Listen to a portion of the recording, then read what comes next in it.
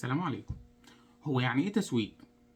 التسويق في الحقيقة من المصطلحات اللي ليها تعريفات كتير جدا وتفسيرات كتير جدا، وكنا اتكلمنا في احد التعريفات ده قبل كده وقلنا التسويق هو انك تلبي احتياجات عملائك بربحية. تشوف عملائك عايزين ايه، تقدم لهم اللي هم عايزينه وتكسب من وراهم.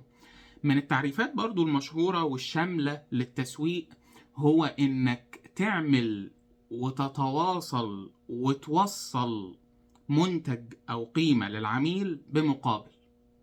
تعمل قيمة اللي هي المنتج، تتواصل يعني انك تعمل ترويج، تعرف الناس ان عندك منتج كويس وتقول لهم ايه مميزات المنتج ده وليه هم محتاجين يشتروه.